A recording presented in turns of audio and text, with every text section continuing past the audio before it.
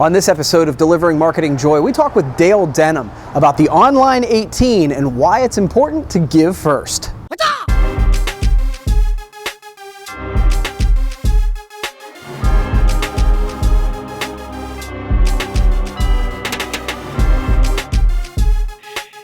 Hey there, and welcome to another edition of Delivering Marketing Joy. I am your host, Kirby Hasseman, and I am honored to have a second-time guest here with me today, Mr. Dale Denham, who's the CIO of Geiger. Thanks a lot for being here, Dale. It's good to be back. Thank you, Kirby. Appreciate it. So recently you put out a list that you call the Online 18. It talks about the 18 top influencers on social in our industry, in the promo industry. Why did you decide to do that, and how has the response been?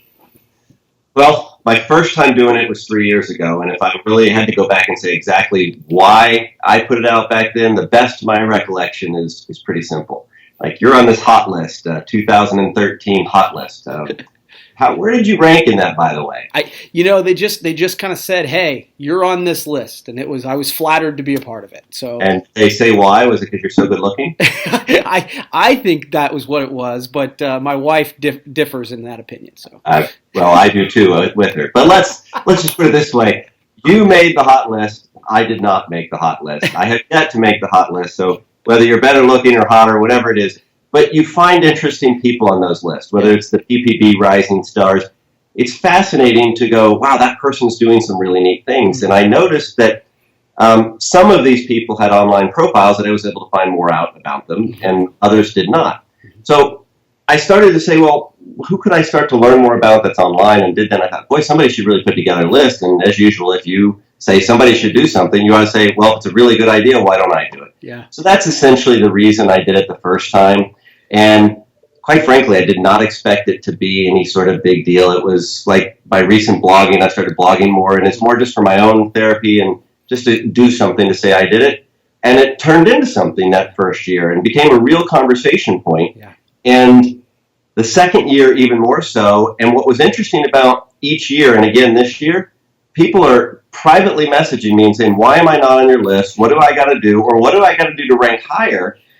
And the list evolved from creating this list of people that I wanted people to learn more about to also saying, here's what you should be doing online to make the industry better. And you and I are both involved in Promo Kitchen, and a lot of people actually come from the Promo Kitchen list because people there understand that you're giving without necessarily getting. And in the end, that's what I tell people about being on the Online 18. The more you give without intent to get, better off you are, and ideally that will help promote the industry and obviously in most cases that person's business. So long answer of how I got to it and what it's evolved to today. No, it's a great answer, and I tell you, and I don't know if you remember this, Dale, but it's how you and I met, because I saw that list you put out and I reached out to you and said, hey, this is really cool. I got to meet a bunch of people that I didn't know about in our industry because you put that list out. And so I thought it was a really cool thing, and I'm glad you're still doing it. Obviously in creating this list, you were graceful enough to leave yourself off. But even though I think several of us push back on that, but you're extremely active and knowledgeable in social marketing. So what are some next level tips that you can give people who are wanting to up their social game? Boy, the next level tips are getting harder and harder because it has become so crowded. Yeah, right. I guess it kind of goes back to what I was saying before about give. But, when I write or when you write, I believe that we're generally saying, how do I add value to this person? In the back of my mind, I know that if I add value to you, that makes me a resource that you will count on. And if I can be a resource that you can count on, that should be good for my business at some point in my career. So I can't say it's completely altruistic. And I don't think anybody should just get out there and just give and give and give and never get anything back. But if you give without the specific intent of I'm doing this to get this, it's much more of I'm going to give because it's going to make things better. And if all of us get better, then I will. So it's really about giving. The second thing I would say is the advertising, unfortunately, is a next level tip. Okay. Spending some money, inexpensive money on whether it's Facebook, Twitter, any of these, it's the only way now to really break through the clutter. Charity, who's involved in Promo Kitchen as well, will argue this with me, and she's right to a point, so I want to give the counterpoint of it. But it's harder to do what Charity says, and which is, if you have a post and 20 people comment on that post, it's going to show up in more news feeds. Mm-hmm. So that's if you write interesting stuff and you engage people, it's going to be more viral. Mm-hmm. That's hard to do. Mm-hmm. So the other opportunity is play with the advertising options, and you can break out a little bit. So 2 tips in one, a counterbalance point, speaking on behalf of Charity since she can't answer. Yeah, no, and I like what you said, because I think I talk a lot about the fact that we're in a give first economy. So I totally agree with that. I think it allows you to build an audience. But to your point, what I was actually just talking about this last night with my wife in the podcast that I'm doing. I never know what's going to be engaging. Like I'll do something and I think, oh man, this is Home Run City and it's crickets.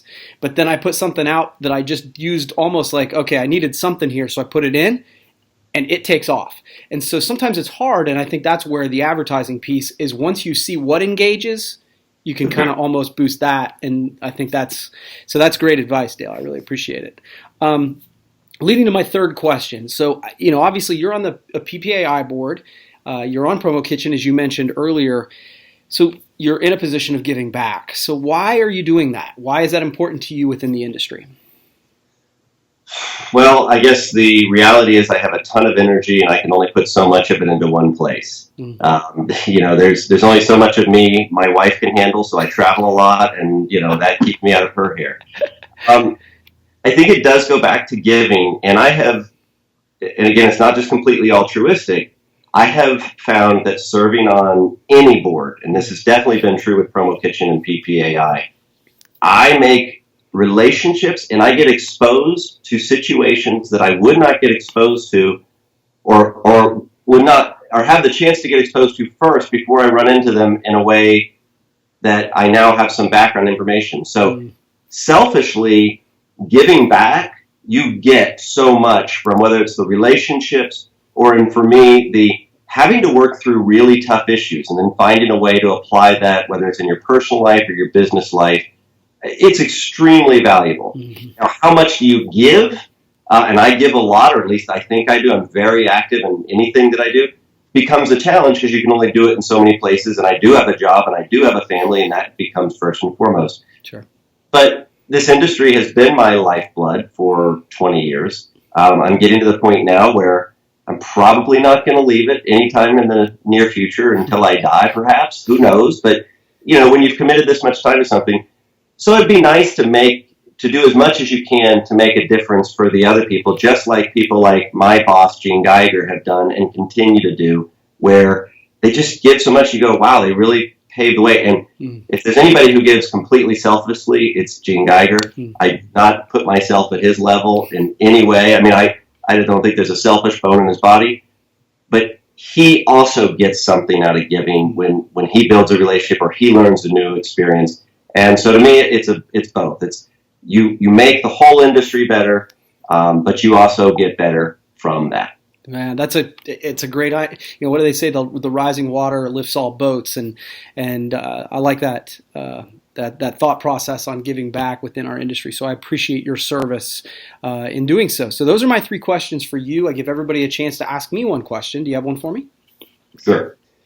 So you actually are going to be speaking at our Geiger conference this year, and you sent me a note saying, well, if you had anything to do with this, thanks. And the truth is I didn't have anything to do with it. I speak highly of you, but nobody came to me and said, is this Kirby guy any good? Because if they had, I probably would have said no. So you told me that. You were the first person who told me because it hadn't been announced or anything yet, so I went and asked. And ultimately, I find it very interesting that you as a distributor speak on behalf of other distributors to a distributor firm. I speak on behalf of Geiger, but I've not, to my recollection, been invited to a specific distributor office.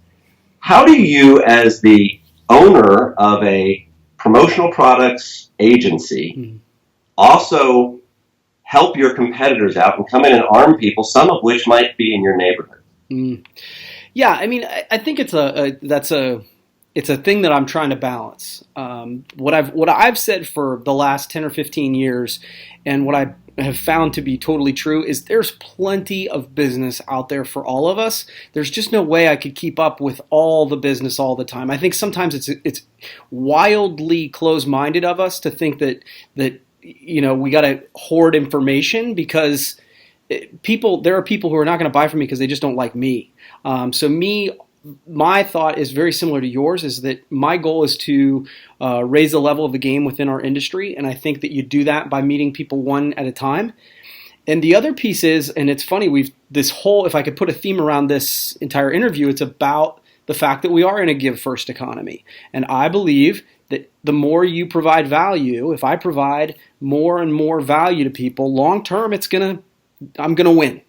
And I don't know how I'm going to win. I don't know. There's not a specific strategy involved. But I think that if I continue to provide value for people, maybe they buy a book down the line. Maybe they write a recommendation for me down the line. It's just one of those things that has played out for me in my career, in my life. So if I provide value first, I tend to do well, even if it is with somebody who's a competitor of mine. So I will tell you, I'm super honored that that Geiger is allowing me to come, because that's a big compliment to allow me in. So it's pretty cool. I think it is, and you better do a good job. Especially since you told them that they shouldn't have me, right? It's too late. What can I do? Yeah. Well, hey, dude, I really appreciate you doing this, Dale, and we'll have to do it again sometime, okay? All right. Thanks, Kirby. All right. That's going to wrap up this edition of Delivering Marketing Joy. We'll see you next time. Thanks for watching, but wait, can you do me a favor? Please subscribe to my channel if you haven't done it already. The way to do it's right over here. And hey, if you want to watch the last episode, check that out over here. Again, before you leave, subscribe.